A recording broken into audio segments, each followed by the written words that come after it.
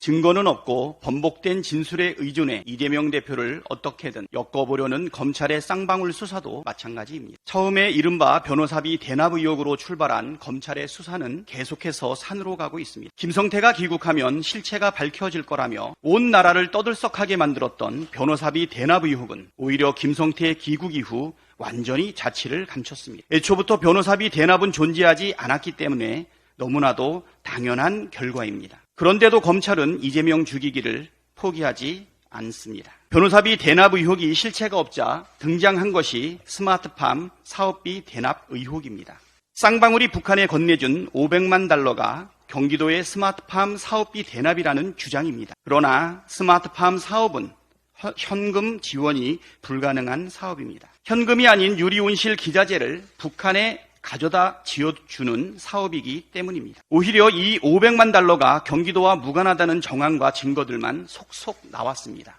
나노스의 투자 유치 보고서 자료에는 이 500만 달러가 쌍방울과 북한이 2019년 1월 17일에 체결한 기본 합의서의 이행 계약금이라고 명시되어 있습니다. 즉 쌍방울이 2,300억 달러로 추산되는 북한의 광물 채굴권을 보장받는 대가로 북측에 지급하기로 한 1억 달러의 계약금이라는 것입니다.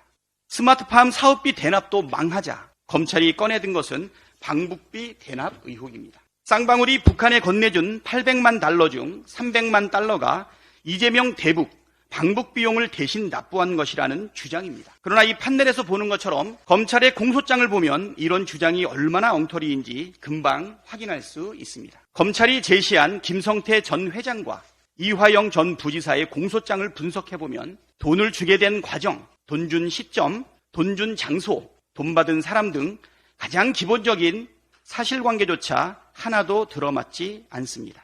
정말 검찰이 작성한 것이 맞나 싶을 정도로 기본도 갖추지 못했습니다.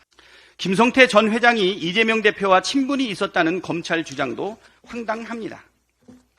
일례로 쌍방울이 북한에 돈을 준 게 2019년인데 2020년 봄 쌍방울이 마스크 10만 장을 경기도에 기부하고도 김성태 전 회장은 이재명 대표와 흔한 인증샷 하나 찍지 못했습니다. 이재명 대표가 도지사실에서 전달식이 열리는 것을 거절했기 때문입니다. 김성태 전 회장이 선뜻 800만 달러를 대신 내줄 정도로 친분이 있는 관계였다면 이재명 대표가 몇 달 뒤에 전달식을 거절했겠습니까? 그 외에도 김성태의 주장을 이야기하고 있는 내용들이 많이 있지만 하나도 그대로 적용되지 않고 있습니다. 또 쌍방울 수사 과정에서 지금까지 드러난 모든 증거와 정황을 가리키는 것은 쌍방울과 이재명 대표는 아무 연관이 없다는 사실입니다.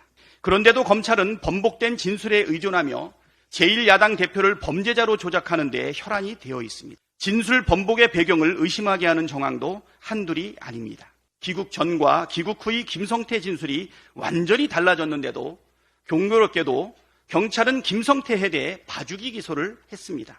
국가보안법 및 특경가법 위반보다 형량이 가벼운 외국한 거래법으로 기소를 했고 주가 조작 혐의에 대해서도 솜방망이 기소를 했습니다.